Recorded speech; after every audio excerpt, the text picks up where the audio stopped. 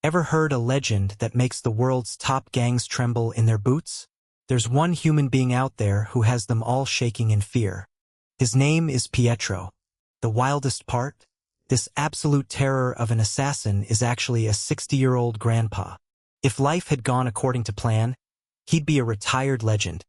But now he's broke and has thousands of killers hunting his head for a bounty. Talk about a tragic fall from grace. The guy was the most loyal dog his organization ever had, and now they're the ones trying to put him in the dirt. He turns his gaze toward his pursuer, asking the million-dollar question, "It's you, right?" He acknowledges the name Pietro, but he isn't finished yet. It makes zero sense. With thousands of eyes glued to every move he makes, how is this old man still breathing? He's a legend, sure, but how hasn't he been found or killed yet? The mystery is driving them insane. Pietro smirks, ready to deliver the answer. He tells them that even with tens of thousands of eyes watching, it won't matter. He declares that they will never find him. Why? He drops the bombshell. The Pietro they are hunting there's no way. Absolute disbelief washes over them. It's impossible. They stare at him, struggling to process the revelation. The realization hits them like a truck. You're actually Pietro?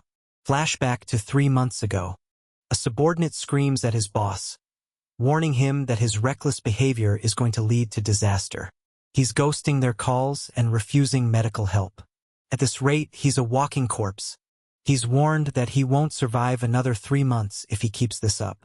Pietro isn't fazed by the Reaper. He spent 50 years walking the razor's edge between life and death. He's given his entire life to the organization and has absolutely zero regrets. He stares blankly at a pamphlet on how to take decent pictures. Priorities, right? He reflects on his life. He truly lived it without regret. Or so he thought. A sudden pang of realization hits him. He's never once had a photo taken of himself. He wanders into a dusty, old bookstore filled with forgotten textbooks. A cheerful greeting echoes through the shop. A nervous voice asks for some middle school textbooks. The old man turns around, his expression unreadable and intense. Whatever he says next is going to be heavy. "Welcome. We have every book. Except for the ones we don't." What a helpful guy. He asks for the most recent editions. The shopkeeper claims to have every book from the 60s to the present. It's for his younger sibling. The shopkeeper notes the student's school and confirms he's in his final year. The kid is shocked the old man knows his name tag colors. The guy knows everything about the neighborhood. The kid is confused. He finds something that isn't quite right. He only has 1,001, but the old man tells him not to worry. He'll just give the brand new book to him for free. He rips the plastic off the book with a violent, practiced motion. Talk about aggressive customer service. "Now it's used, right?" He grins. The shopkeeper tells the kid to stop being so defensive. He can tell by the boy's eyes that he loves his sibling. Be nice while you can, or you'll end up regretting it. The kid is struggling to find the right honorifics for the mysterious old man. The man asks if he wants to call him boss instead. The boy quickly agrees. The silence in the shop grows heavy. The old man admits he has many regrets, despite his long life. A sudden, dark memory flashes of a child being pulled into the shadows. He sighs, noting there's no use crying over what's already happened. He urges the boy to be kinder to his sibling, though the kid probably has no clue what he's talking about. He tells the kid to run back home now, and he'll let him live. The kid wonders how this old man knew about his true intentions. The old man reveals he knows every student in the area. If they aren't from that school, they aren't who they say they are. The school was only built 2 years ago. The kid's cover is blown. The kid curses under his breath. The old man even knows the tag colors. The old man sniffs the air. He spent his life smelling blood, and he can smell the scent of a dagger hiding behind the kid's cheap perfume. The kid realizes he's trapped. A chilling realization freezes his veins. The kid looks down at his own hand, still clutching the hidden knife. He wonders why he's suddenly so afraid. He has the weapon, so why does it feel like he's the one about to die? The old man steps out of the shadows, looking less like a bookkeeper and more like an executioner. The air in the store turns ice cold as they stare each other down. A hand reaches out for the prize, but the kid prepares to fight to the death to defend his discovery. The old man tells him to take the books. He knows the kid wasn't lying about his sibling. 5 decades of experience allow him to read a person's soul just by looking into their eyes. He suspects the kid is from the honor orphanage, just like him. He notes that if the organization fails a volunteering project, they have a specific protocol. It's time for Plan B. A violent attack slams the kid against the shelves. The kid is left wondering what in the world Plan B could possibly be. Chaos is about to erupt. Gunfire tears through the library as the old man dives to shield the kid. Sparks fly everywhere. He explains the brutal truth. If the mission fails, even the volunteers are marked for elimination. The kid can't believe what he's hearing. The old man is bleeding, clutching his side. More bullets chew up the shelves as they scramble for cover. The situation is spiraling out of control. A pained grunt escapes him. The kid stares in absolute horror at the unfolding violence. The old man strikes with bone-shattering speed, sending his attacker flying before he can even blink. The attackers are panicking. Is this really the legendary Pietro?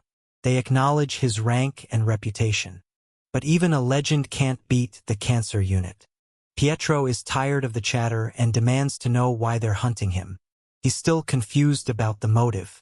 They remind him that thousands are after his head.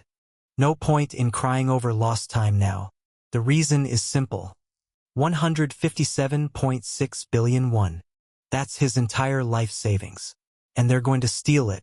Seeing that money go to someone else must be painful. They laugh, asking if that isn't just awesome. They address him as Sunbeam with heavy sarcasm. A massive blow connects with his face, rattling his teeth. They tell him he should have just stayed quiet and dug his own grave. With a single, brutal strike, he launches his attacker across the room. They think he's down, but they're getting way too cocky for their own good. Cornered and bleeding, the target has nowhere left to run. A twisted, chilling grin forms on his face as he prepares for a final stand. A flashbang goes off, blinding everyone in the vicinity. The attacker realizes too late that he's completely outmatched. A massive force tears through the storefront, shattering the rainy night. He's gone. The old man lured them right into a trap. The top-tier assassins are furious. A mysterious woman watches, her face hidden behind a veil of secrets. The heavens open up, pouring rain over the carnage as a new storm begins. If you're enjoying this recap, smash that like button and subscribe for more. He catches his breath, gasping for air. The exhaustion is clearly setting in. He wipes his brow, trying to focus. The enemy base is in a frenzy, prepping for a full-scale assault. The pressure is mounting. The captive is forced to decrypt files under the watchful eyes of cold-blooded killers. A silent assassin waits in the freezing dark, watching his prey through the window. A lone wolf infiltrates the stronghold, ready to ignite the powder keg. Senile ass, they mutter, disappointed by the legend's performance. They think he's gone soft from age and sickness. It's time to dispose of the old man once and for all. He struggles to maintain his footing. A painful groan escapes his lips. Pure rage fuels him as he drags himself through the mud and rain. He collapses, the darkness closing in as his strength fails him. Even while battered, his gaze is enough to make a predator flinch. A girl is snatched away, her desperate cries swallowed by the wind. A single tear tracks down a face shattered by despair. He falls into the freezing rain, his life fading away into the concrete. A brutal ending to his old life, but a dark new chapter is about to begin. Flower Temple, the headquarters of the Octopus Unit. They're furious they missed him, complaining about the high bounty on an old geezer. They've thrown their careers away for this money, showing no respect for legends. He's determined to kill the old man and climb the social ladder. Who could he be talking about? He realizes he mistook him for someone else because of his clothes. He's mumbling to himself, acting like he's lost his mind. He tells the kid he's in the wrong place. This isn't a spot for students. The kid knows exactly where he is and demands to be taken to Octopus. A sign reads Museum of Peace and Quiet. Quite ironic, considering what's about to happen. The old man smiles, noting that if the kid is in this line of work, he's already as good as dead. He coldly states that he has to die. A deafening impact rocks the building. Confusion fills the air. What the hell just happened? Pure shock registers on his face as he stares into the eyes of a nightmare. He's grabbed by the collar, the air thick with murderous intent. "Are you sure this is the real Pietro?" He screams in panic. The tension reaches its boiling point. A single, cold yes ends the argument. A gut-wrenching scream echoes through the hall. "You bastard!" The museum sign looms overhead as the carnage continues. What? Where did you come from? He scoffs, dismissing mere knife work as nothing more than a third-rate skill. He claims that mastery over a single weapon is amateur hour. True power requires versatility. He declares that being a jack-of-all-trades is the only way to reach the first-rate tier of combat. A deafening boom shatters the silence. The sheer force of the impact sends shockwaves rippling through the air. He insists that a true warrior must be able to turn anything in their reach into a deadly weapon. He's actually going to use an octopus tentacle as a weapon? This guy has lost his mind. The thug lunges with a blade, desperate to end the fight in one strike. But his opponent is ready, standing firm with a monstrous weapon in hand. The kitchen turns into a battlefield as the knife goes flying. Blades clash in a deadly, high-stakes showdown. Eyes wide with shock, he stares into the abyss. The cold water closes in, and everything is about to change. The scene shifts, leaving the chaos behind for a moment of cold, calculated stillness. Terror grips his face as he stares into the jaws of defeat. The cold realization of his own demise hits him like a freight train. A brutal surprise attack sends the target flying as monstrous tentacles rip through the chaos. No one is safe from this deadly, otherworldly ambush. Our protagonist sends his opponent flying with a brutal, one-handed heave. Dinner is served, and the main course just got served a world of pain. A savage blast of pure energy launches his opponent skyward. The fight just went from 0 to 100 in a heartbeat. The ceiling shatters as a massive explosion rips through the room. Chaos erupts in the blink of an eye. His enemy screams in confusion, demanding to know who he is and why he's attacking them. A brutal scene unfolds as a photograph is revealed over the victim's broken body. The hunt is officially on. The world plunges into total, suffocating darkness. A chilling silence descends as all hope vanishes in an instant. A massive bounty is placed on his head, valued at a staggering $7.6 billion. Gravity loses its hold as he defies the laws of nature. A mysterious power pulls him into the void. He is warned that thousands are hunting him down to claim the prize. His rival swears that he will be the one to personally end his life. He mocks them, asking if that's truly the only picture they have of him. He laughs in their faces, confident that thousands of people will never be able to track him down. The target is marked. His existence is effectively erased. His pursuers wail in frustration, furious that they let their target slip through their fingers again. Plans are set in motion to finalize the wanted order, but the hunter is desperate to catch him before the law makes it official. With the target supposedly dying of cancer, the hunters discuss the generosity of sharing the pain with his juniors. If you're enjoying this recap, smash that like button and subscribe for more. The door swings open to reveal a man fueled by cold, lethal intent. He's battered, bruised, and ready to tear the world apart. The name echoes in the room, Pietro, a legend feared by all. He realizes that the octopus, of all things, is the key to extending his life. A single, lethal bullet pierces through the title, signaling the start of a bloody showdown. The game has officially begun. The scene is a mess, and clearly, things are about to get a lot more unhygienic for everyone involved. The onlookers are bewildered, whispering about this mysterious stranger and his strange methods. He wonders if any of this madness makes a lick of sense. A miracle occurs. The bullet wounds in his abdomen vanish, and the cancer cells that were draining his life are purged.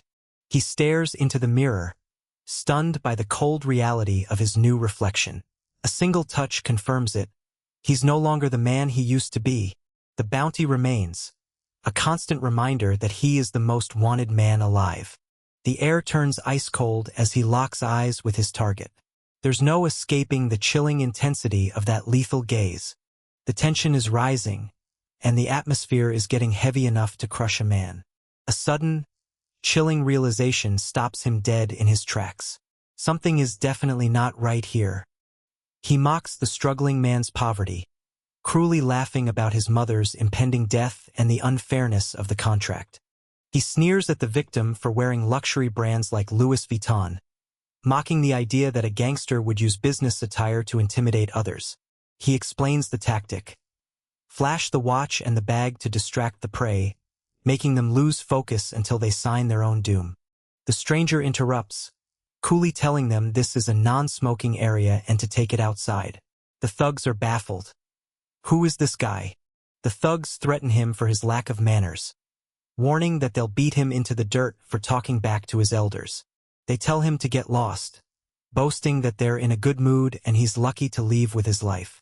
They cackle with laughter, wondering why this retard even bothered to confront them. The tension spikes as a trembling hand reaches out to finally unlock the truth. One click is all it takes to change everything. With his shirt torn and his back to the world, he stands at the threshold of a brutal confrontation. The tension is palpable as he prepares to face whatever nightmare lies behind that door. The thug is still rambling, trying to correct the stranger on his manners. This guy is really obsessed with etiquette while he's about to get folded. He declares he's going to teach the stranger a lesson about respecting elders in the land of the polite.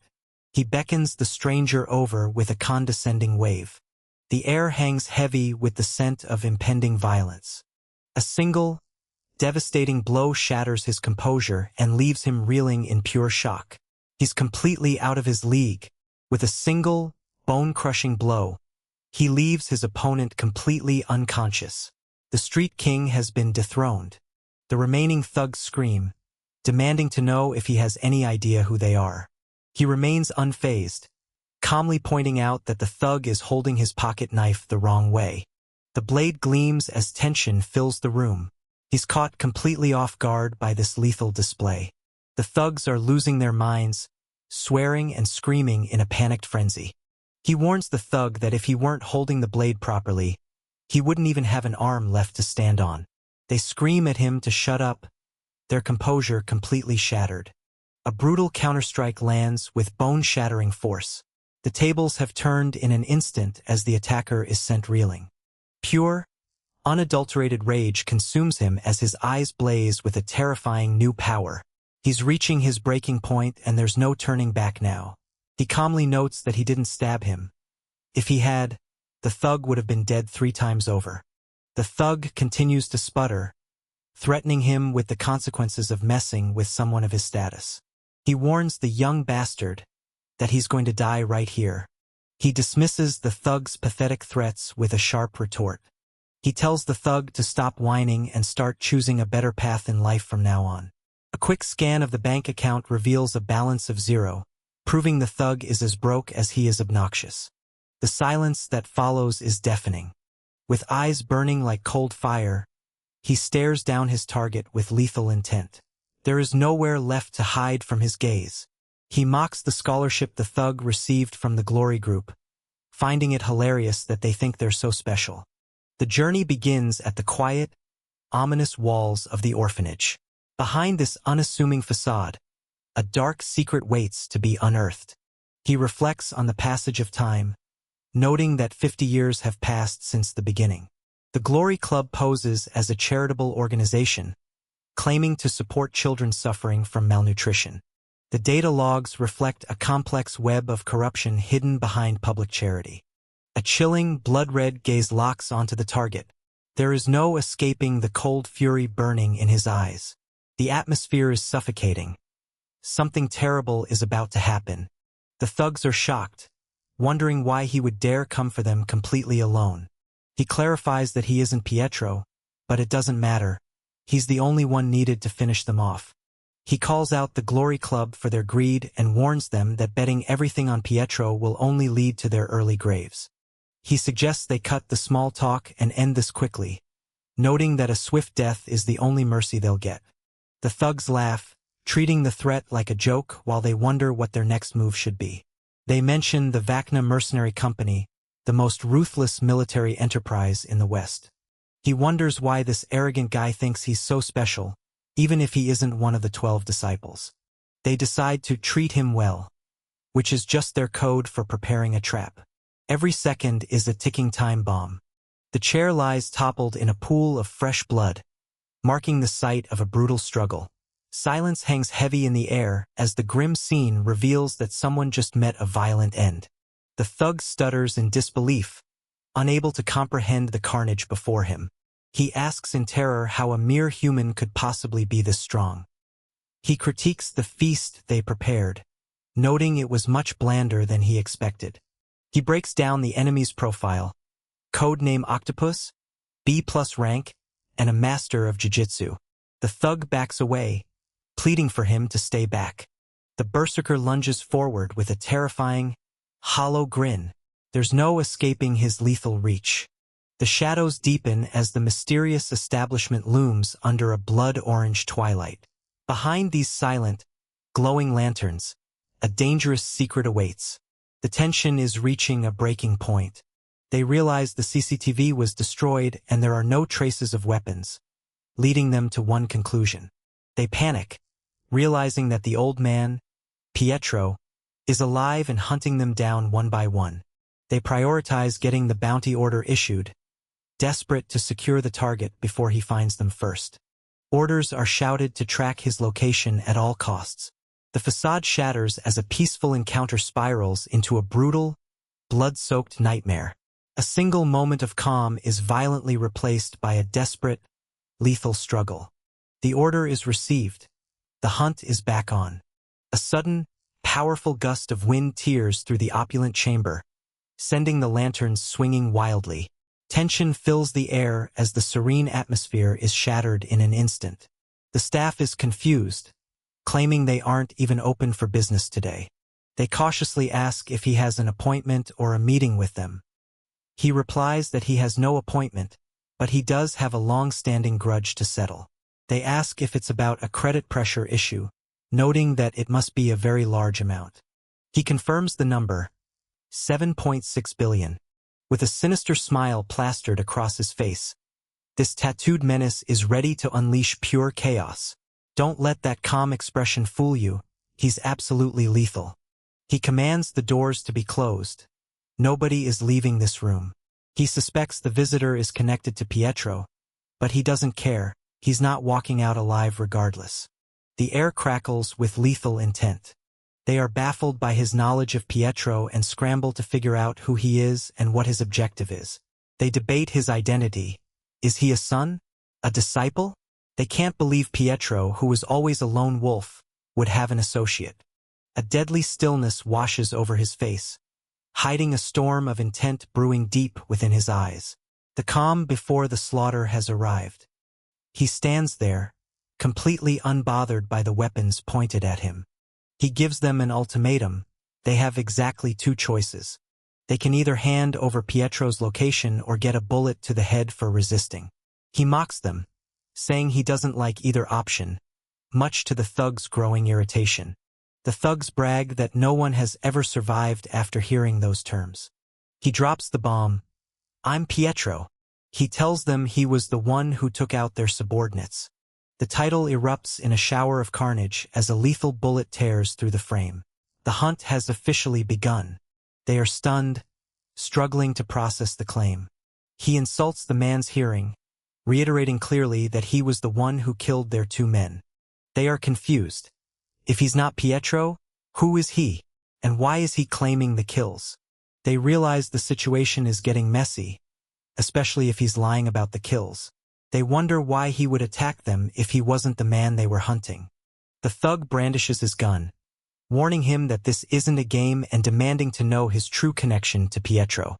The tension is so thick you could choke on it. Battered but unbroken, she draws her blade with lethal intent. Her gaze is locked on the target, and she's ready to strike. He offers them one way to find out who he is. He tells them to just kill him, which he finds hilariously ironic. He boasts that he's very good at that, and tells the thug to hold his breath. A lethal projectile pierces his throat just as he pulls the trigger. The hitman's final shot goes wild as his life force drains away. The room descends into absolute chaos in a heartbeat. The others watch in horror, unable to believe he hit a vital point with such precision. A single moment of silence before all hell breaks loose. They realize he looks their age, yet possesses skill that no one in the Glory Club could ever hope to replicate. He admits it. That was actually pretty cool. They offer him a chance to join their club, impressed by his raw talent, even if it was just a lucky shot. The thug snaps, calling him a son of a bitch and abandoning all attempts at diplomacy. A hail of bullets tears through the air, but he's already one step ahead. He flips the table to turn a dinner setting into an impenetrable shield. The thug laughs, warning him that he's just a kid who doesn't understand the reality of guns. He reminds him that this isn't a movie, and a simple table isn't going to stop real bullets. He gives him one last chance to reveal his connection to Pietro before he finishes him off. It's cleaning time, and the mop is going to be a heavy-duty one. The tension breaks with a confused, "What?" Realization hits like a ton of bricks. That wasn't blood, it was just chili oil. Fury rises as he realizes his opponent has vanished into thin air, nowhere to be found behind the pillar. He's spiraling into panic, wondering if he's hunting a ghost. A sudden, terrified realization. Oh, he is absolutely screwed. The chaos is unfolding, and there's no time to look anywhere else. He erupts in a fit of rage, hurling insults at the man who just outplayed him. The air is thick with pure, unadulterated hostility. The first round of this showdown is just getting started. A single, devastating strike connects with brutal precision. The target is sent reeling as the force of the impact tears through the air. His vision is blurred, his mind racing. How could a mere kid be this terrifyingly fast? The air crackles with terrifying energy as he looms over his victim. A single, devastating strike is about to shatter everything. A lightning-fast strike connects, sending shockwaves through the enemy's skull. One brutal blow is all it takes to shatter their defenses. One swift strike leaves the opponent lifeless on the floor. The hunter stands tall, staring down his latest victim with cold indifference. The air grows heavy as he locks eyes with his target. Silence speaks volumes when a predator like him enters the room. The atmosphere turns icy as the confrontation reaches a fever pitch. Our hero is looking for a way out, but the walls are closing in. It's time for the do-or-die tactic, the only move left in his arsenal. He knows the golden rule. Wait for the guard to drop, then strike with everything you've got. The strategy is simple, but execution is a matter of life and death. He screams for more pressure, demanding his grip be tighter. "Is that all you've got?" He mocks, demanding his subordinate squeeze the life out of his enemy. The most important lesson is always looming in the back of his mind. Never turn your back on an enemy, even when you think the victory is already yours. After all this time, the goal is finally within his grasp. A chilling, dead-eyed stare cuts through the darkness. The calm before the storm has arrived. The tables have turned, and now he's staring down the barrel of total defeat. A ruthless boot pins him to the ground, sealing his grim fate. A bone-shattering punch lands with devastating force, instantly flattening the target's face. No one is walking away from that strike. A blinding strike slices through the air with lethal precision. The target doesn't even have time to blink before the blow lands. He cries out in agony as his defenses crumble into dust. The veteran lashes out, mocking the youth of his attacker while seething with bitter hatred. He spits out a derogatory remark, his pride wounded and his body battered. "Don't blink now, things are about to get real ugly." Confusion reigns. If he's over there, then who is standing right in front of him? A horrifying thought crosses his mind. Did he just mistake his own subordinate for the target? Battered and bleeding, he stares into the abyss with chilling intensity. The ink on his scalp pulses as he prepares for a final, desperate stand. The air grows heavy as he steps into the spotlight, radiating an aura of pure, unstoppable dominance. The confrontation is inevitable, and his enemies have nowhere left to hide. A chilling aura explodes as his eyes ignite with pure, blood-red fury. The calm before the slaughter has officially ended. He tries to play it cool, suggesting a chat, but nobody is buying his act today. He tosses a subordinate into the mix like a piece of meat, thinking she's a pawn he can easily trade. She snaps back at him, furious that he'd interrupt such a life-or-death confrontation. He mocks the Glory Club members' quick thinking while savoring the chaos. He threatens to hunt down his enemy and exact a gruesome revenge, but he's just shouting into the void. A moment of genuine shock. He can't believe what he's hearing. The warning echoes. Never assume you've won until the enemy is truly cold. The blood-stained warrior freezes in pure disbelief. A shocking truth has just shattered his world. The air thickens with dread as the world descends into absolute darkness. Something sinister is lurking just out of sight. He remembers the lesson. Wait for the perfect opening and strike without mercy. He casually mentions killing 2 subordinates, as if he's discussing the weather. Talk about a flex. A chilling, suffocating darkness descends, casting an ominous shadow over the scene. Something terrifying is lurking just out of sight. He refuses to accept the reality unfolding before his eyes. The silence is deafening as the group stands frozen under the intruder's piercing gaze. Tension hangs in the air, thick enough to cut with a knife. He whispers the name Pietro, and the air instantly turns cold. A haunting question hangs in the air. Did he really forget what was said all those years ago? The secret of Pietro is a death sentence for anyone who learns it. A chilling realization, he's hit the jackpot of horrors. A brutal, lightning-fast strike tears through his defenses. He's left reeling in shock as the crushing blow connects. Everything is spiraling out of control. The trail is cold, the evidence erased. He's dealing with a professional ghost. He wonders how one person could possibly wipe out 4 trained killers without leaving a single trace. The bounty is set, the mission is live, and the word is spreading across the nation. An hour from now, the hunt for Pietro begins. If you're enjoying this recap, smash that like button and subscribe for more. He calls out to his dad, blissfully unaware of the carnage surrounding them. The tension is building even in the background. Amidst the bustling crowd, he stands like a predator in the shadows. His icy gaze locks onto his target, and the tension is absolutely suffocating.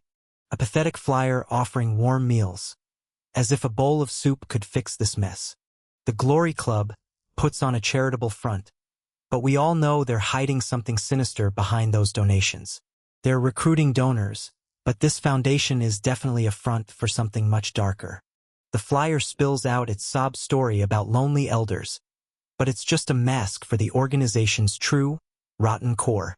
Pure rage surges as he crushes the flyer in his iron grip. The tension is reaching a breaking point.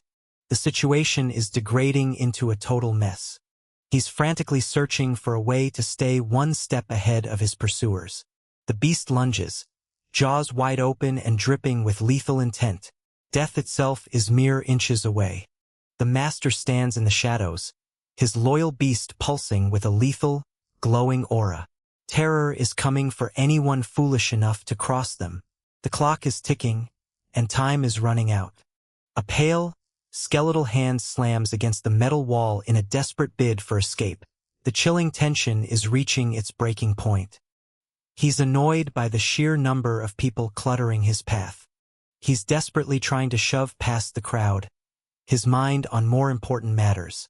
He navigates the seedy underbelly, looking for a contact hidden between the organ traders and the hookers.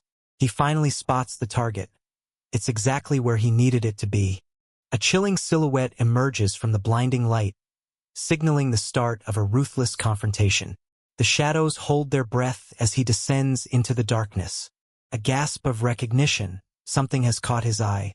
He mocks the opulent surroundings, noting that everything here is just a display of stolen wealth. The place is literally dripping in blood money. A razor-sharp blade kisses his skin, silence hanging heavy in the air. One wrong move and it's game over. He scoffs at the fancy silks and jade, telling his captor they're a waste of time. He reminds them that since he's blind, all this luxury is completely lost on him. He sighs, annoyed that his peaceful day has to end with him cleaning up a corpse. A single, lethal bullet pierces through the heavy title card. The countdown to total carnage has officially begun. A sinister, calculated smirk spreads across their face. The trap is set, and there's no turning back now. He notes the young man isn't one of the usual drunks. There's no smell of alcohol on him. He can feel the reek of bloodthirst radiating off him. This is no petty thief. He cuts to the chase, asking if the Glory Club sent him to finish the job. The ruthless attacker swings her cane with lethal intent, forcing her target to scramble for his life. One wrong move means certain death in this chilling display of power. He yells a warning, but it might be too late to save the furniture. He's more worried about the expensive wallpaper than his own life. Priorities, man. With a cold, piercing gaze, he stares down the razor-sharp blade held to his throat.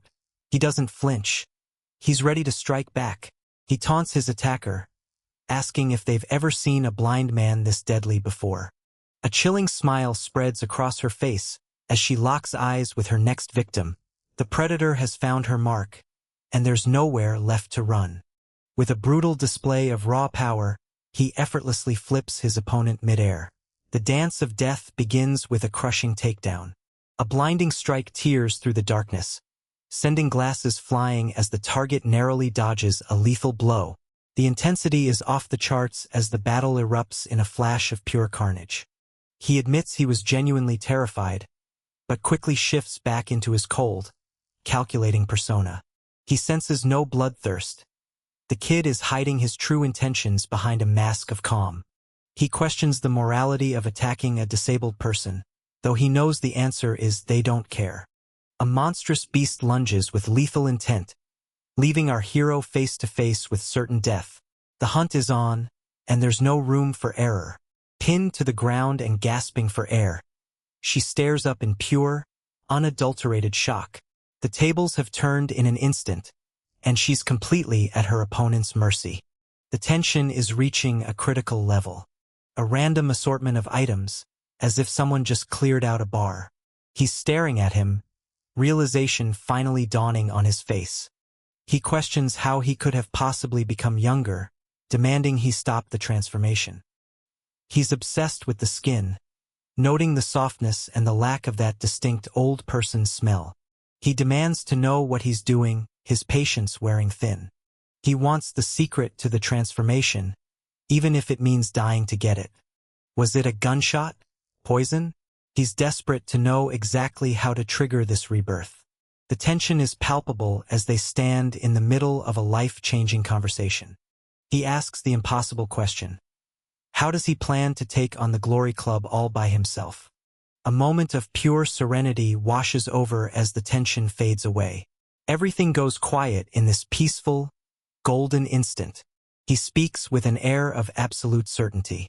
He's completely lost, wondering what kind of metaphor this eye of the storm actually is. He explains his grand scheme. He's going to manipulate Glory until he has them wrapped around his finger. With a chilling gaze and a razor-sharp smirk, he locks eyes with his next victim. There's nowhere left to hide. He thinks the whole plan sounds like utter nonsense, but he can't deny the ambition behind it. He tries to backtrack, realizing the scope of what is being proposed. He points out the genius of the plan. Being younger means he's unrecognizable, the perfect undercover killer. The master puppeteer looms large, holding the fate of his entire team in the palm of his hand. With a chilling smirk, he watches his pawns scramble to execute his grand design. He's terrified by the sheer depth of the man's cruelty, begging him to back off. He reminds him that glory only recruits from the honor orphanage. He's an outsider, this is impossible. Even if he was once part of the fold, he's a stranger now. The doors are firmly locked. He smiles, revealing that for everything, there is exactly one exception. He's having a breakdown, feeling like he's losing his grip on reality. The school is acting strangely, but at least the vibes are better. Is that makeup on the teacher? The new student arrives, and the whole school is buzzing with gossip about how hot he is. Everyone is obsessed with Kim Sung-gu, wondering how his skin is so perfect while theirs is failing.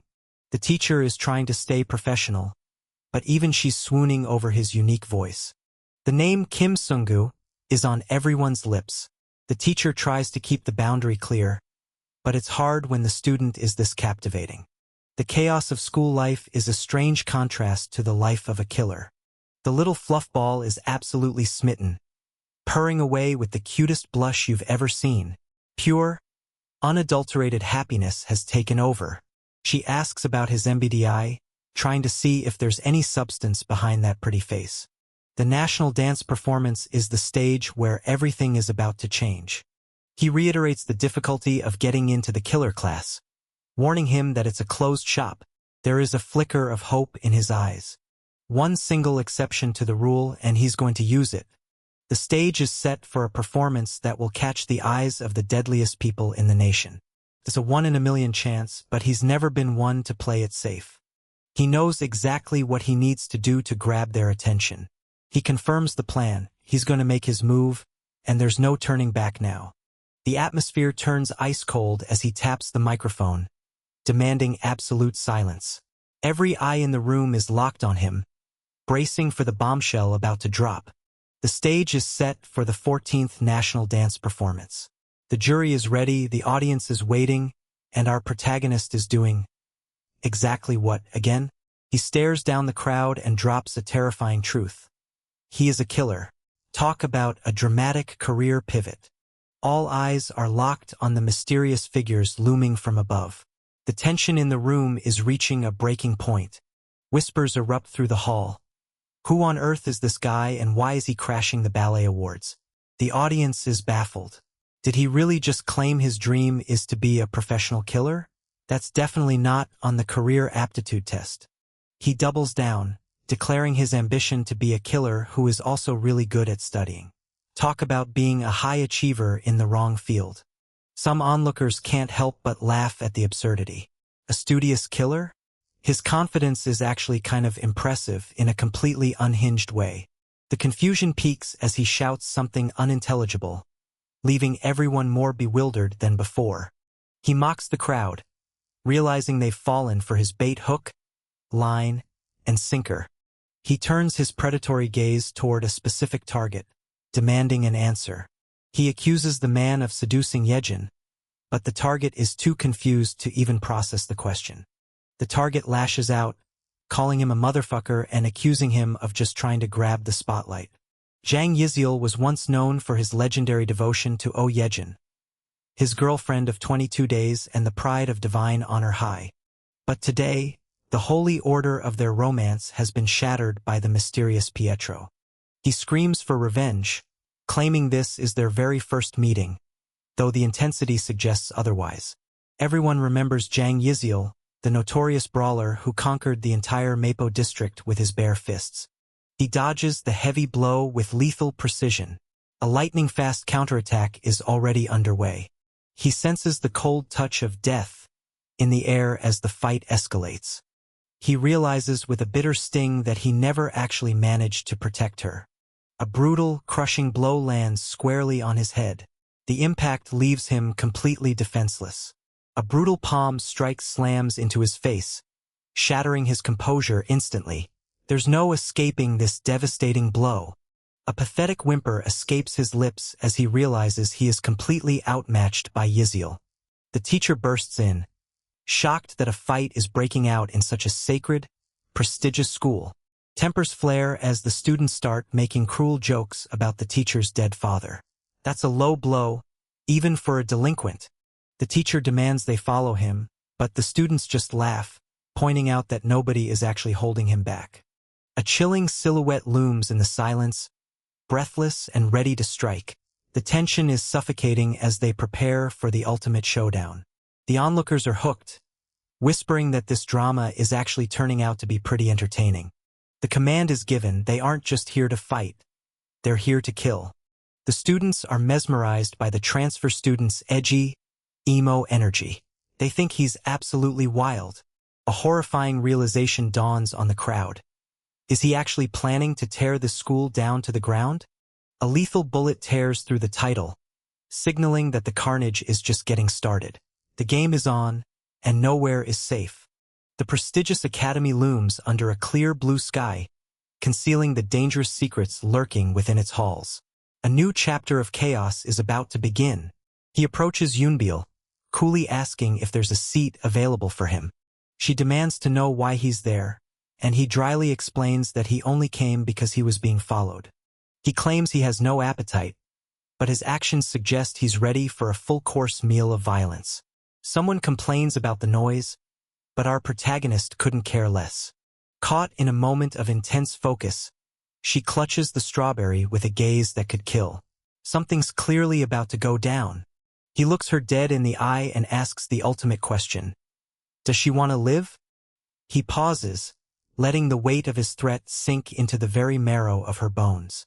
He commands her to frame someone else for the murders, offering it as her only lifeline to survive. She reminds him of the promise he kept, but he coldly dismisses her, claiming he didn't come to find her at all. She panics, wondering if he's finally going to finish her off, while he complains about how much trouble her company has caused him. She tries to argue that she saved him, but he laughs it off, insisting he's perfectly capable of surviving on his own. He mocks her ignorance, asking how she expects to survive in such a dangerous place when she doesn't even know who he really is. Bathed in the golden glow of the sun, he stands with a chilling, unreadable gaze. Secrets hide behind those eyes as he prepares to make his next move. He tells her she can help him, but she rightfully asks why she should even bother. He reminds her they're in the same boat, both clueless about the true dangers. He pleads for her help, but she flatly refuses to be his pawn. He drops her real name, Liuna, and she freezes. How does he know who she really is? Bathed in the soft glow of a golden afternoon, she wanders through the courtyard, lost in her own quiet world. Everything feels perfectly still, until the silence is about to be broken. The athletic competition is underway at Divine Honor High. The pressure is on, and the Titan class is expected to win at all costs. The reigning 400-meter sprint record holder is on the track, looking to cement his legacy. Effortlessly leaving his rival in the dust, he dominates the track with cold, calculated speed. The race is already over before it even truly began. His defeated rival breaks down into tears, unable to handle the crushing humiliation. The score ticks upward, marking another point for the superior athlete. The scoreboard becomes a blur of statistics and numbers, a testament to his overwhelming performance. The spectators are in awe, wondering if the guy has superhuman vision or if he's just naturally gifted. The instructor gathers everyone for a lesson on how to cut fruit in the most extravagant way possible, because apparently that's a vital survival skill. He assumes Sungu has never held a knife before, warning him of the dangers. If only he knew who he was actually talking to.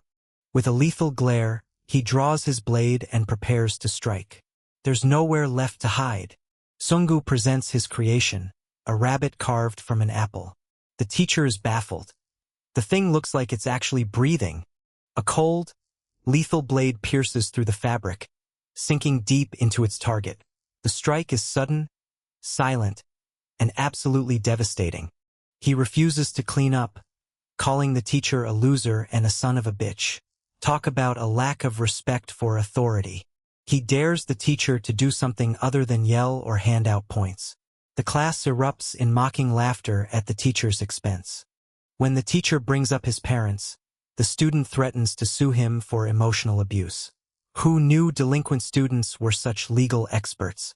The teacher is losing his mind, screaming about his authority, while the students just laugh in his face.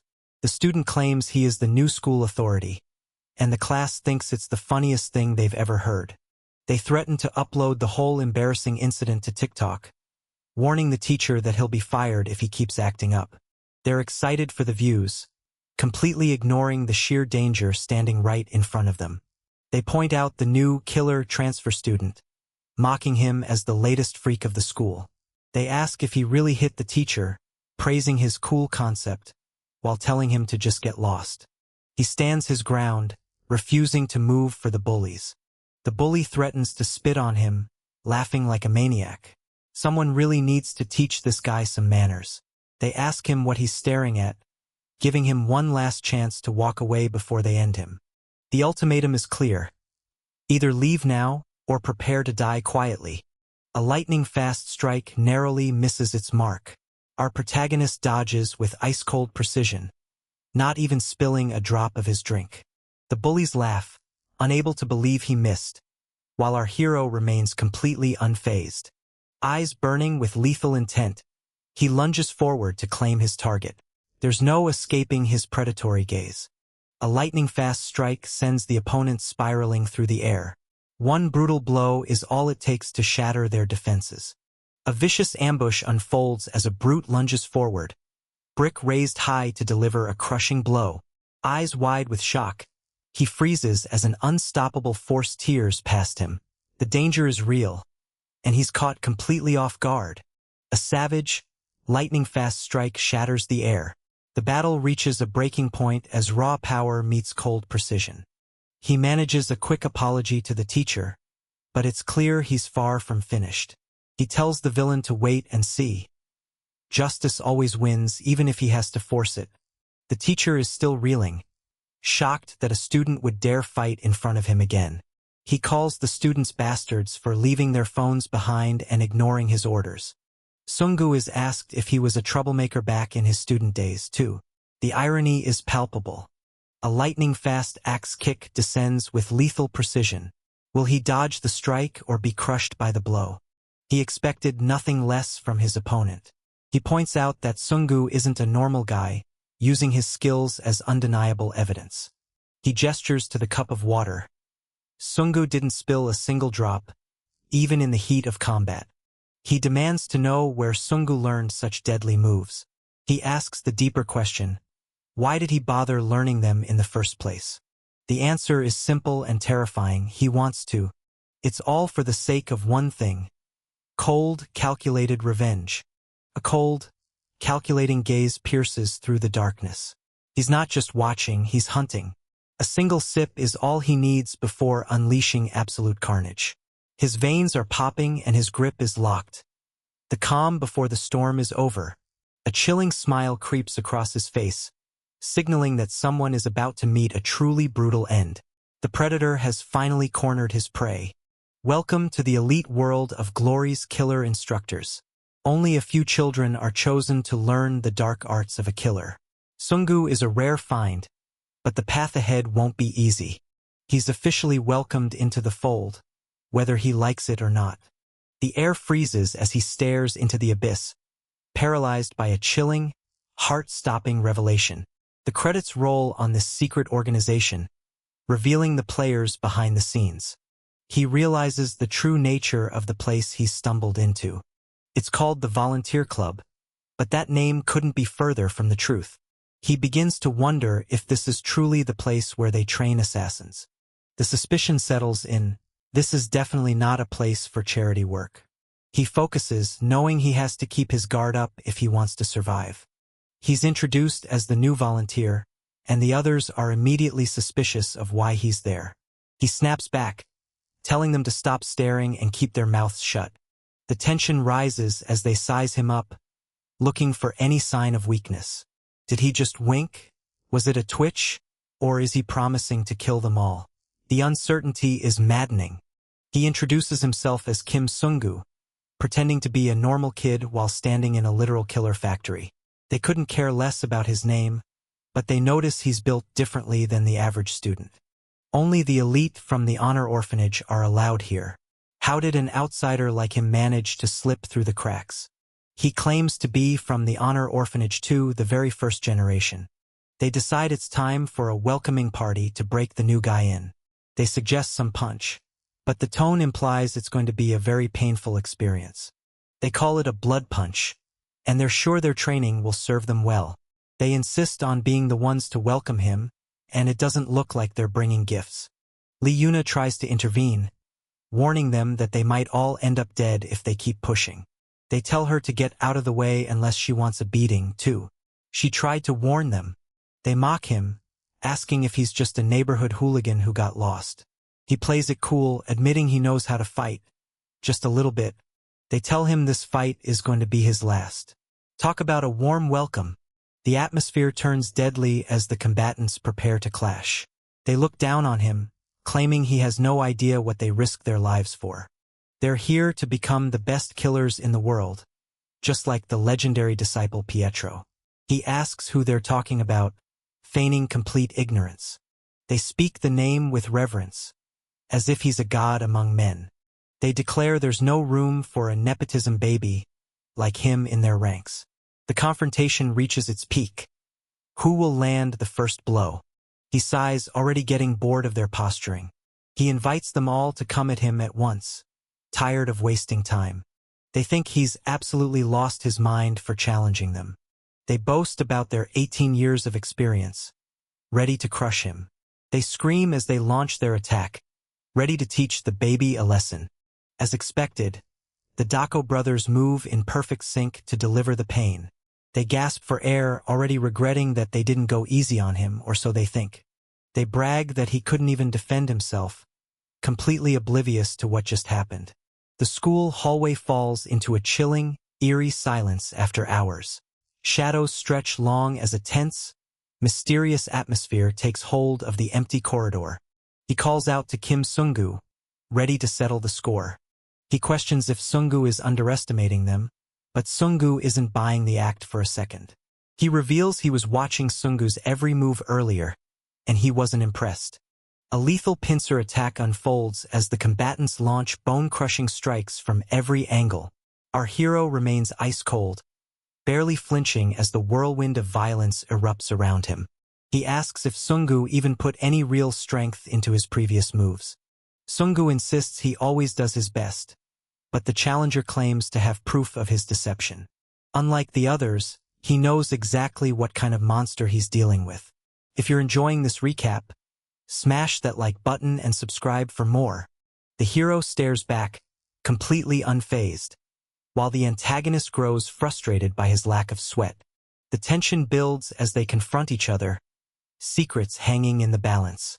She demands the truth, suspecting his presence in the school is part of a much darker, calculated scheme. She presses him for answers, desperate to uncover what he's really plotting behind those hidden powers.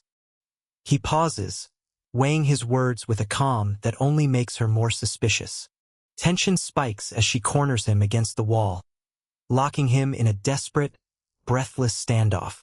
The air crackles with unspoken intensity in this heart-stopping encounter. Caught in a tense standoff, she traps him against the wall with a lightning-fast cabotin.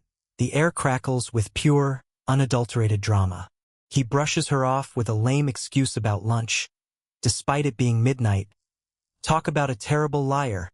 Under the cover of night, a lone bus pulls into the silent, desolate terminal. The stage is set for a chilling arrival.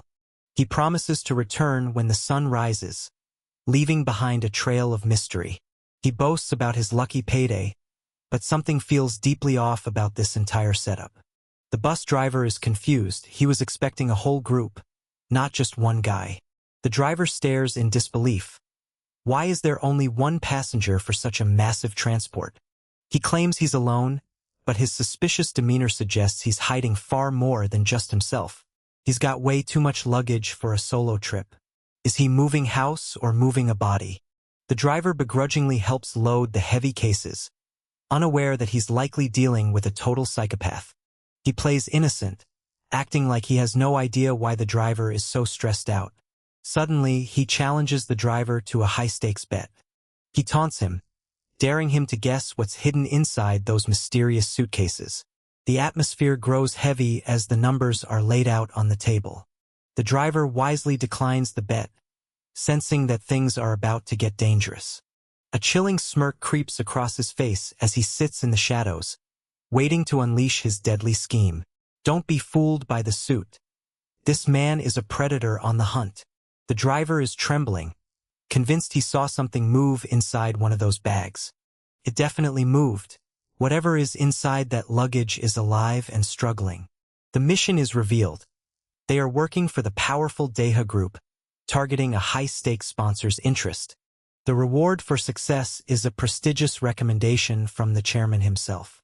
In other words, they are being offered a fast track to becoming professional killers. The weight of that reality hangs heavy in the air. A string of recent teenage kidnappings provides the backdrop for this grim assignment. The target is the chairman's own son, who has gone missing under mysterious circumstances. They question why the chairman doesn't just call the police, but they know the answer is far more sinister. Chairman Choi isn't looking for justice. He's looking for blood. Revenge is the only thing on his mind. The call goes out. Who is brave or foolish enough to volunteer for this deadly hunt? The pressure is on. They're trapped for 2 more years unless they pull off the suicide mission. Someone is getting a really bad gut feeling about this. He insults the rest of the group, not caring if they rot in the facility forever. It's clear they're the only ones desperate enough to take the job. A warning is whispered. They aren't the only ones involved in this hunt. The Nepo baby and the loser decide to tag along, much to everyone's annoyance. They start bickering immediately. It's a wonder they haven't killed each other yet.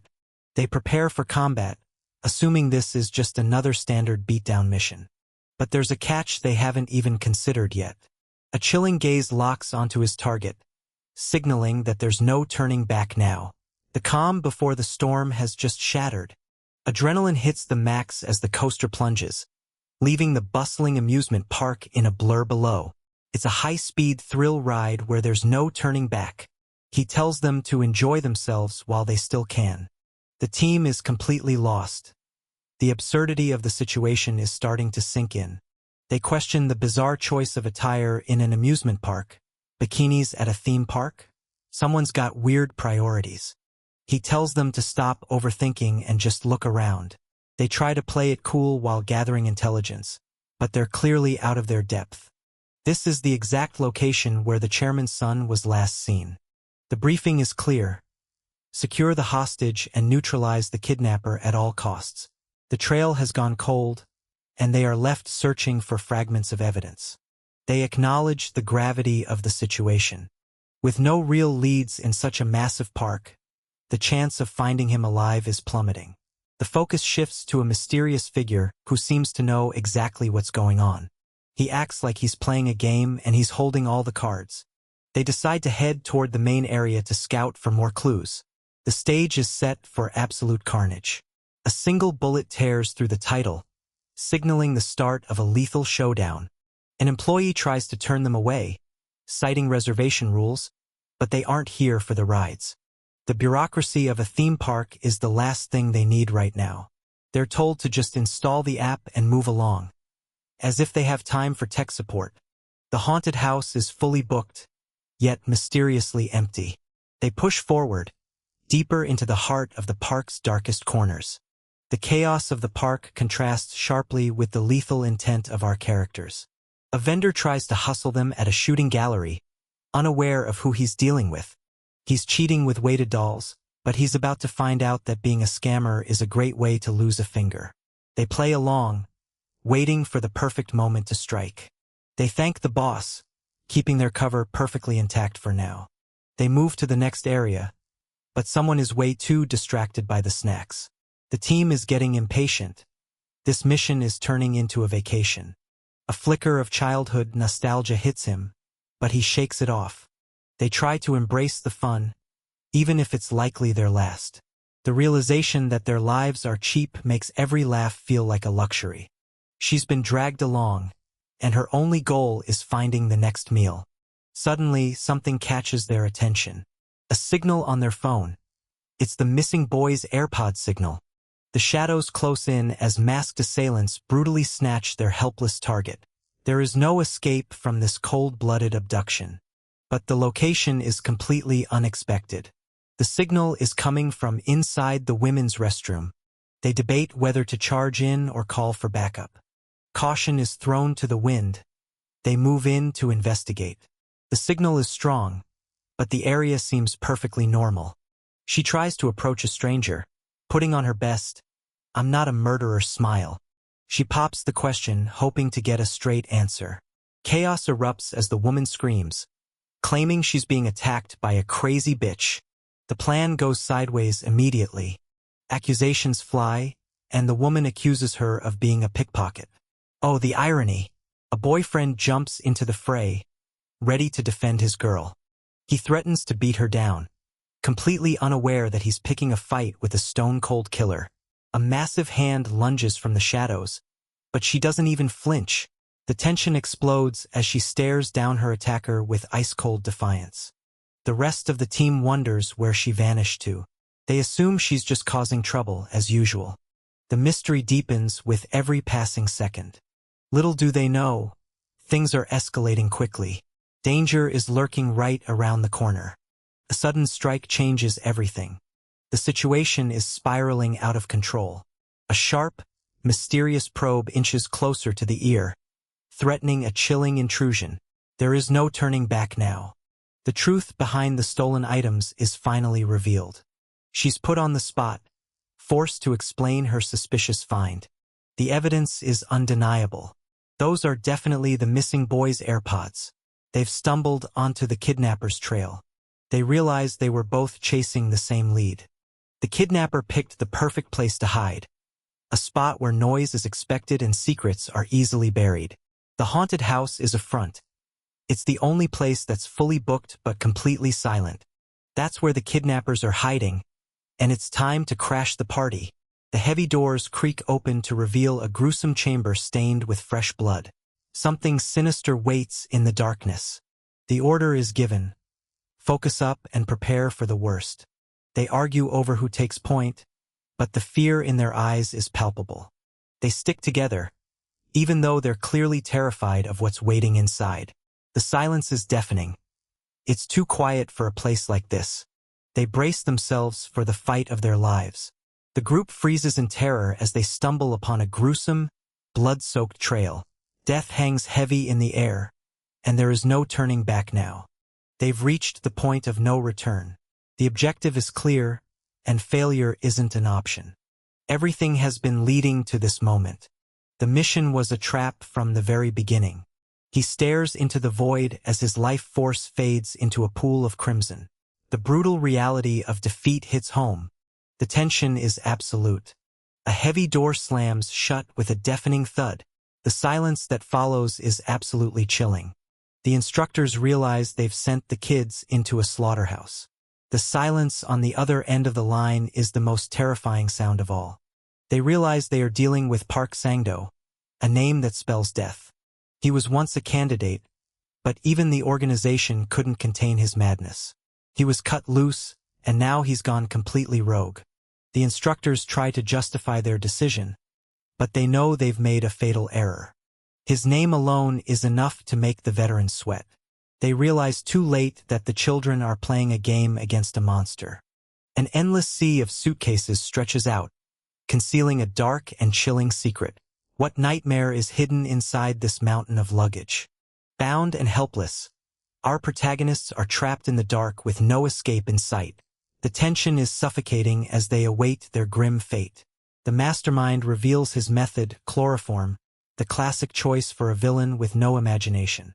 He mocks their helplessness as they lie there, unconscious and vulnerable. The instructors realize they have to move, but they might already be too late. Park Sang-do is notorious for his cruelty. He doesn't just kill, he destroys. Panic sets in as they scramble to rectify their catastrophic mistake. He knows he's been found out, and he's clearly enjoying the hunt. If he catches them, there's no mercy to be found. He's planning to leave them permanently crippled. If you're enjoying this recap, smash that like button and subscribe for more. The credits roll, but the nightmare is just beginning. He knows the game has changed, and he's ready to play for keeps. The chilling mastermind lunges forward, his twisted smile promising nothing but pure chaos. There's no escaping that terrifying grasp once he sets his sights on you. He's closing in, and his target is right where he wants them. The silence is shattered by a sudden, ominous buzz.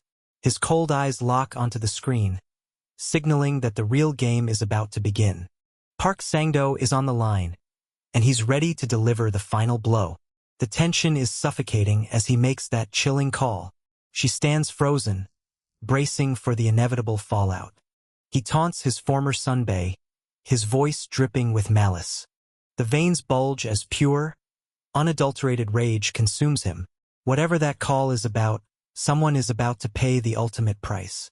He gives them a final, terrifying ultimatum. When they arrive, they won't find survivors. They'll find a pile of broken limbs. The tension explodes as the team demands to know why their instructor is shaking in his boots.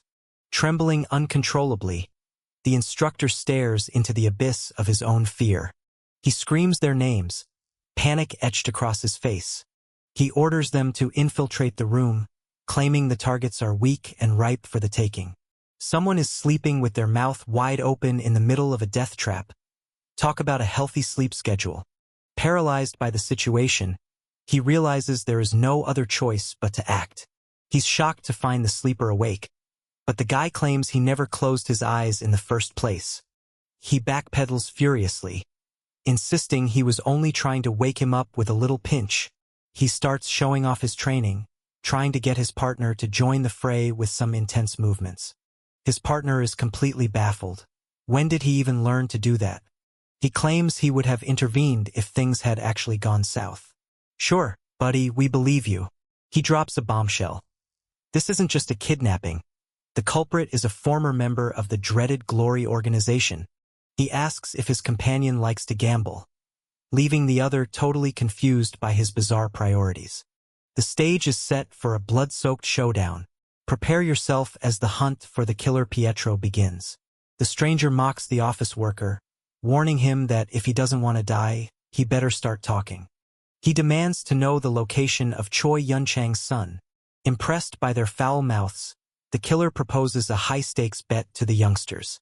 A gamble? Why not? He's feeling lucky. A firm, cold refusal to play his games. The atmosphere shifts. If they take this bet, there's no turning back. The killer lays out the terrifying cost of failure. Losers pay the price in blood, specifically one of their legs. He mocks the office worker for having a hidden, dangerous side, but warns him that this bet might be his last. The shirts are shredded and the insanity is unleashed. These two beasts are ready to tear each other apart in a brutal display of raw power. The blade spins through the air, inches from a lethal confrontation. A single misstep spells disaster in this high-stakes showdown. He insists that betting is only fun when the playing field is balanced. Meet Dako Hyung, the 58th Gen orphanage survivor, a master of speed and mystery. A lethal strike slices through the dark as the cold-blooded professional unleashes his blade. The adrenaline peaks in this split-second clash of steel and grit. He analyzes his opponent's technique, convinced that despite the killer's reputation, he's actually falling behind in the long run. But then, a flicker of doubt crosses his mind. What in the world is going on with that blade? He's certain it's the same type of knife, so why is it acting so differently? The confusion deepens as the realization hits. The killer taunts him, asking if something is wrong with his performance. Everything makes sense now. The weapon is a dud. The blade has absolutely no edge. Reinforcements arrive just in time to join the fray. A monstrous hand lunges from the shadows, catching the pair completely off guard. Danger has arrived, and there's nowhere left to run. The beast lunges with a primal roar. His target doesn't even flinch. He demands they stay back and watch. If he can't win, nobody can. They agree with grim determination. They realize the killer has no idea what their true motive is. This is the final trial to graduate from the orphanage. The legendary Hell Month begins. With no food or water, they were given only a pistol and a single bullet. Surrounded by thousands of wild, hungry beasts. Survival was the only thing that mattered, no matter the cost. The bullet was a tool for hunting, betrayal, or even self-preservation. Or for the ultimate sacrifice, one's own life. They refused to fold under the pressure. They clung to life with a desperate, burning desire to see tomorrow. They hoarded that single bullet like it was their only lifeline to the future. Their 2 bullets were the keys to their fate. The moment of truth was approaching. The horrors of Hell Month finally came to an end. Only the 2 of them walked out alive. They heard legends of Disciple Pietro, a boy who survived without ever using his bullet. In 58 years, he was the only one to achieve such an impossible feat. They've spent a decade chasing that shadow, aspiring to be the best just like their idol. The darkness closes in, but his icy gaze remains unshaken. A cold, calculating resolve burns behind those eyes. He scoffs at his opponent, dismissing him as nothing more than a stepping stone. A blinding strike tears through the air. The battlefield erupts in a flash of raw, unstoppable power. He is merely an obstacle on their path to greatness. The intensity of the fight climbs to a fever pitch. A desperate cry echoes across the room. The shadow assassin strikes from above, slamming his target into the ground with bone-crushing force. No one is safe when this lethal blade descends. He warns the killer that he's going to regret handing over that knife. Cutting off a leg is far too merciful. Maybe an arm would be a more suitable souvenir? A lightning-fast grip stops the blade in its tracks. The lethal strike is neutralized in a heartbeat. The ambush is met with chilling precision as the suit-clad fighter effortlessly intercepts the brutal assault. Not a single hair is out of place while he turns the tables on his attackers. The world slows to a crawl as he awakens his hidden power. A blinding surge of energy erupts, signaling that the real fight is just beginning. The world around him shatters into jagged fragments. With an icy gaze, he stares down death itself. The killer is stunned. Did he just shatter a steel blade with his bare hands? He reveals his weapon of choice, a heavy-duty kukri machete. It's a beast of a weapon, and he spent a lifetime mastering every ounce of its weight. It's faster than a knife and strikes with the force of an axe. Park Sang-do, the glory-affiliated killer, is clearly not a man to be trifled with. He screams in disbelief. How can someone wield such a heavy weapon with such fluid grace? This guy is definitely not just some random office worker. He's a bona fide monster in a suit. He yells for the others to run while they still have the chance. The killer laughs off their fear, wondering why they're making such a fuss when he hasn't even killed them yet. He's still focused on his winnings, though. A leg for a leg as promised. The tension in the room is suffocating. He raises the stakes. Both legs, both arms, and his own life if he loses. The killer is genuinely amused by such a bold, suicidal offer. A razor-sharp blade hits the floor with a deadly clang. The hunt has officially begun. He tells his opponent that he needs a proper weapon to keep things interesting. He rejects the blade on the floor. He has something else in mind. This will do perfectly. Something so simple, yet so deadly in the right hands. A serving tray? You've got to be kidding me.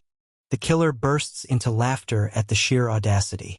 He hasn't laughed this hard in ages, but he promises he won't go easy on the boy. He's ready to end this, once and for all. A lightning-fast slash slices through the air, forcing his opponent into a desperate retreat. One misstep and it's game over. He mocks the tray as a shield, wondering how many strikes that flimsy metal can actually handle. The suit-clad maniac lunges with a lethal, glowing strike. His twisted grin promises nothing but pure destruction. Eyes wide with pure terror, he realizes there's no escaping what's coming next. Absolute panic takes hold as his world shatters in an instant. He refuses to let history repeat itself. He will not lose anyone else to Park Sang-do. The killer remains calm, trying to unnerve the dealer with his nonchalant attitude. He suggests one final, high-stakes bet. Will he survive or perish? He urges her to bet on his life, calling it a sure thing. He's betting everything on his own survival. The betting odds are displayed, but the real game is happening right in front of them. The company has finally turned on Park Sang-do, He's become a liability that needs to be erased. The news is delivered. He's officially fired, and his life is on the line. A ruthless ambush erupts as armed thugs swarm their target in a hail of chaotic violence. The silence is shattered as the room explodes into a desperate fight for survival. The color drains from his face as a chilling realization hits him. Something truly unexpected has just shattered his composure. But even in the face of betrayal, he remains dangerous. The situation is spiraling out of control. The truth is laid bare in a single, chilling reflection. Every detail of the brutal assault is captured right in their eyes. A single, brutal strike severs the limb, leaving his opponent reeling in shock. The battle has turned into a bloody nightmare in the blink of an eye. It wasn't about the weapon itself, whether it was a chainsaw or a butter knife. It was about the absolute monster wielding it. He mocks his opponent's luck while noticing something peculiar. He's amazed that the blade actually split in two. He's ready to step in, questioning the nature of that kukri. A kukri shouldn't be used like that, but he's genuinely impressed by the ferocity of the attacks. A thunderous, bone-crushing blow connects with devastating force. The impact echoes as his opponent is sent flying into oblivion. He realizes the tray wasn't just a shield, it was a weapon all along. He managed to turn a common kitchen item into a lethal tool. He's starting to wonder if this kid is actually human or just a freak of nature. A blinding, lethal strike cuts through the air. The target barely dodges, but the tension is at a breaking point. The world shatters as he launches a desperate, high-velocity strike. With a blinding flash of impact, he obliterates his target in one brutal motion. He saved himself and weaponized a tray. Is this guy even a student or a secret agent? The mystery deepens with every move he makes. An explosive burst of speed catches the target completely off guard. The hunter lunges with lethal intent as the world blurs around them. With a flash of steel, he unleashes a lightning-fast strike that cuts through the darkness. The enemy doesn't even stand a chance against this lethal precision. He tries to convince himself that a kid is just a kid, but the fear in his gut says otherwise. A chilling realization freezes their expression as the impossible unfolds before their eyes. Everything they thought they knew has just been shattered. A blur of lethal motion strikes. The target barely reacts as the blade whistles through the air. A massive, earth-shattering impact erupts in a blinding flash of raw power. The shockwave obliterates everything in its path. The mask slips, revealing a gaze cold enough to freeze time itself. Everything is about to change in a heartbeat. The tension snaps as a lightning-fast kick cuts through the gloom. The ambush is on, and there's nowhere left to hide. He feels the cold hand of death reaching for him. The boy moved behind him in a heartbeat, aiming directly for his carotid artery. He has to ask, is this really just a student? The moment of reckoning is here. A tray shouldn't be able to cut through clothes or block a knife, yet here they are. He's aiming for the one spot that means instant death. And he's doing it with such terrifying efficiency. The speed is impossible to track, even for a seasoned killer. If you're enjoying this recap, smash that like button and subscribe for more. The kukri is a heavy beast. One wrong swing destroys everything in sight, and a single hit spells certain death. But despite the power, that Ajusi is moving like he's stuck in slow motion compared to Kim Sungu. The knife's weight is clearly a curse. If this battle drags on, exhaustion will be his downfall. The scales are tipping, and Kim Sungu is primed to take the win. A razor-sharp strike draws blood, but his icy gaze doesn't even flinch. The predator has become the prey. Wait, did Kim Sungu actually get hit? It's just like butchering a cow. You need the right tool for the job. The blade clears the scabbard with a lethal shimmer. A master is about to strike with blinding speed. Working with rats like you? There were hidden knives inside the whole time. A cold, predatory grin stretches across his face as the blood trickles down. He's not just dangerous. He's enjoying every second of the chaos. The location is set, the lake awaits the final act. A razor-sharp blade kisses his skin, but his icy gaze doesn't even flicker. He's staring death in the face and refusing to blink. The bespectacled fighter unleashes a devastating, high-speed strike that shatters the very air. One precise blow is all it takes to leave his opponent reeling. He finds his opening, the advantage is finally his. Steel clashes against lethal energy as these two warriors trade blinding, high-speed strikes. The air itself shatters under the intensity of their fierce midnight duel. Something's wrong. That Ajusi is a completely different fighter. He's suddenly lightning fast. But it makes no sense. That gimlet is a pure stabbing weapon, so why is he fighting like this? Why on earth is he swinging it around like a club? With a single, thunderous step, he shatters the silence and launches into action. The ground trembles as he accelerates toward his target. He screams for his enemy to meet their maker. It's kill or be killed. A lethal blade stops just inches from his throat. But he doesn't even flinch. The tension is suffocating as a desperate strike meets icy indifference. A lethal edge is unsheathed, and the air crackles with impending carnage. The time for talk is over, the blade has finally been drawn. He gasps, struggling to comprehend the reality unfolding before him. It's impossible. He can't believe his eyes. He taunts his opponent, mocking his inability to put any real strength into his grip. The realization finally hits him. He's been played from the very start. He realizes with horror that the blade wasn't aiming for his neck at all.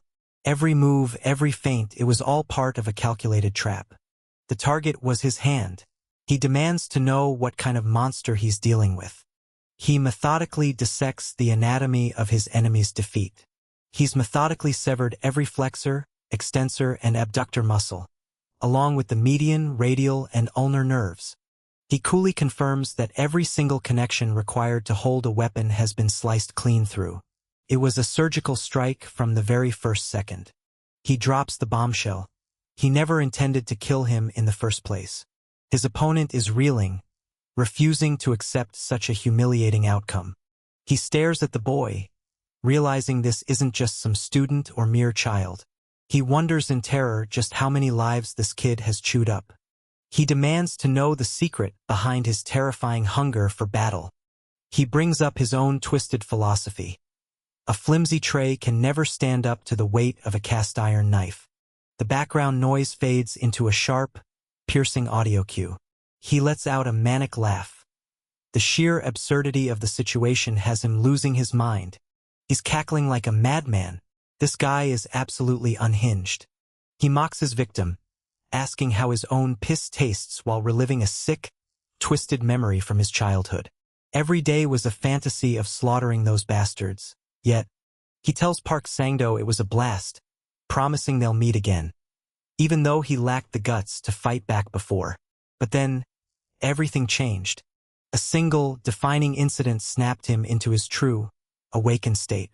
Bloodthirsty beasts lunge from the shadows with jaws wide open. There's no escaping their lethal, drooling rage. He's begging for his life, promising to stop the bullying if only the nightmare would end. He reflects on the dark days when he truly wished for his own death. A simple, chilling question changes the trajectory of his entire existence. "Want to make a bet?" That single sentence sent a jolt of electricity straight through his heart. Cornered and broken, his legs moved of their own accord, defying his own fear. He still doesn't fully understand why his body betrayed his cowardice. But he walked away with one vital lesson. Risking his life in a high-stakes gamble is the only way to survive. The bets are what forge him into something stronger. Dopamine, serotonin, adrenaline. Every time he gambles with death, he feels an intoxicating rush of pure power. Bets became his ultimate addiction.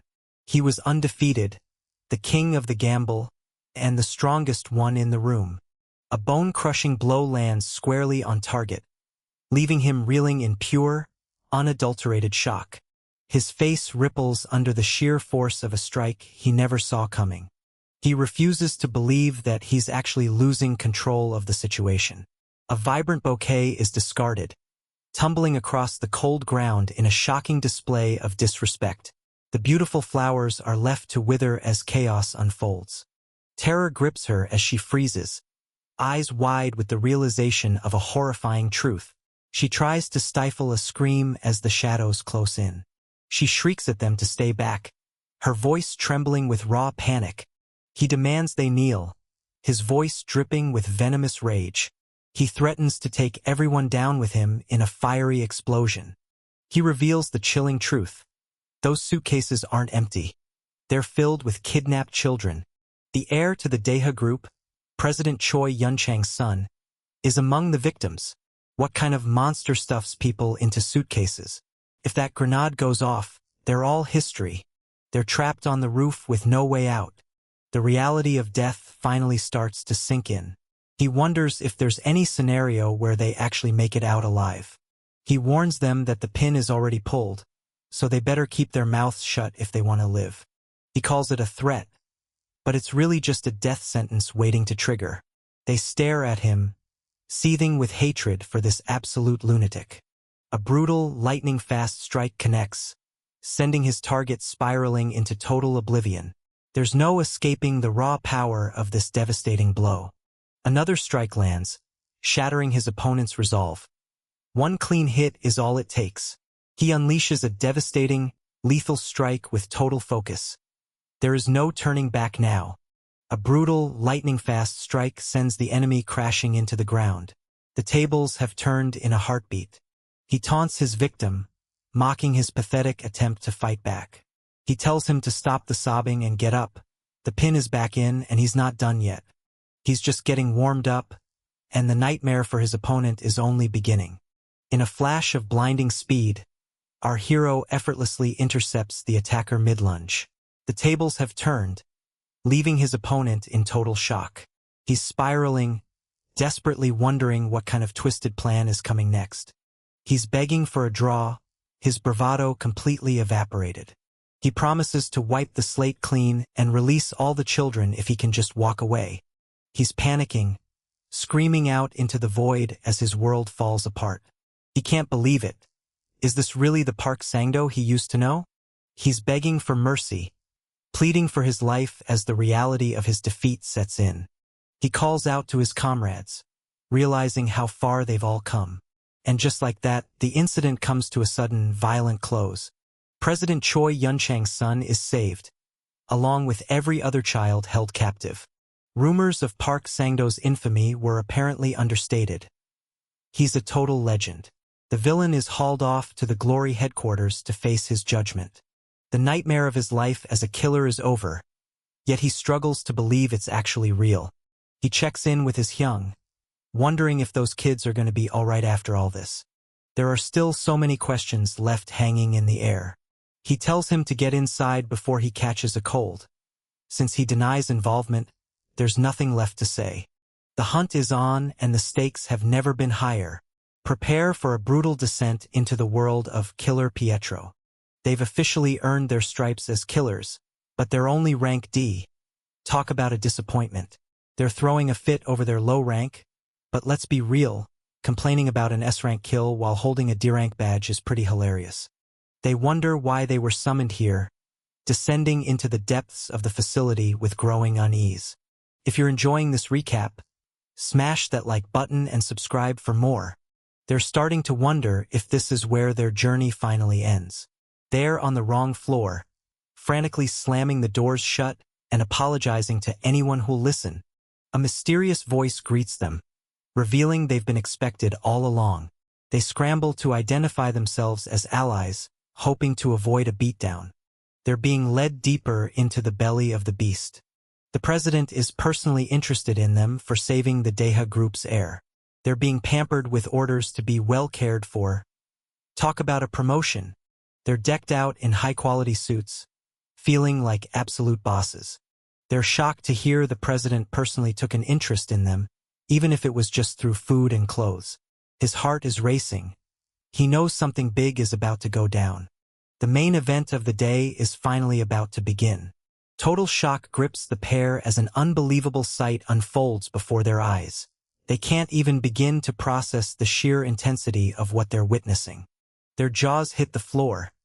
They can't believe what they're seeing. The Deha group is showing off their massive arsenal, promising to back the Glory Killers all the way. The president has given them an open invitation to take whatever weapons they desire. They're joking about moving up to guns, clearly living their best lives in the armory. He's picked out his gear and is ready to have it delivered. Talk about service. Damascus knives and S30V steel? They're basically kids in a candy store, except the candy is lethal. He reaches for one, but then stops himself. The guilt of his past inaction hits him. He feels he hasn't earned the right to wield such power.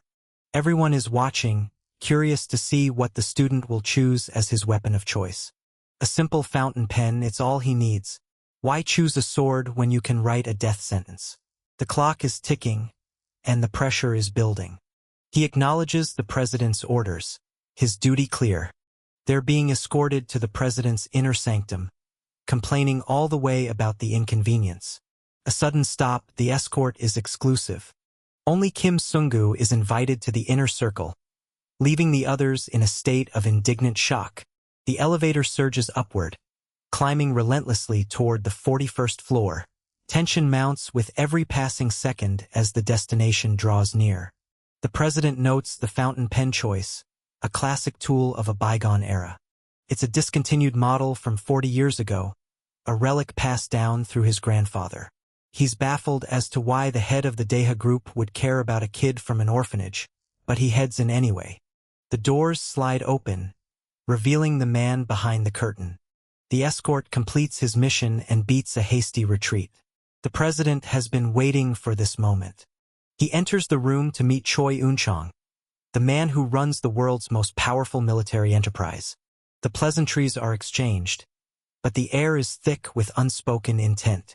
The president laughs off the tension, claiming he just wanted to meet the boy who saved his son. But then the mask slips just a little. He addresses him by name, his gaze piercing through the student's facade. He drops the final, chilling reveal. He knows exactly who Kim Sung-gu really is,